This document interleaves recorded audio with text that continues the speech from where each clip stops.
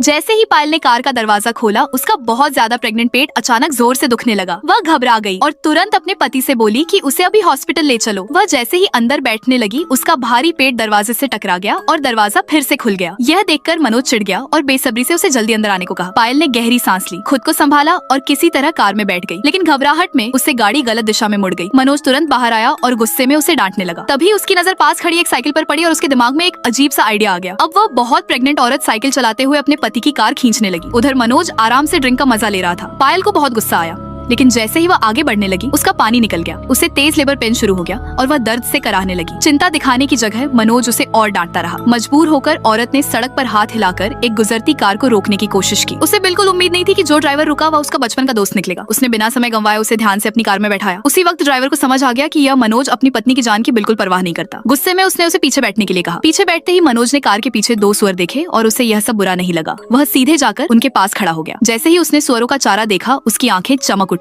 इसी बीच पायल पहले से ही उसे चोट लगने जैसी बातें सुना रही थी। ड्राइवर ने तुरंत कार स्टार्ट की और पूरी स्पीड में हॉस्पिटल की तरफ भागा। रास्ते में वही मनोज पीछे था। पीछे खड़े दो सुअरचारी की वजह से बेचैन हो रहे थे। वे खुश नहीं थे और अचानक भड़क गए। उन्होंने उस मनोज को बुरी तरह धक्का दिया और कार से नीचे गिरा दिया। वह पास के एक कीचड़ भरे गड्ढे में जा गिरा। कुछ देर बाद हॉस्पिटल में पायल ने सेफली बच्चे को जन्म दे दिया। सब कुछ ठीक रहा और उसे डिस्चार्ज कर दिया गया। लेकिन उसे बिल्कुल उम्मीद नहीं थी कि बाहर आते ही मनोज ने उससे यह कबूल किया कि वह असल में पिता बनने के लिए कभी तैयार ही नहीं था।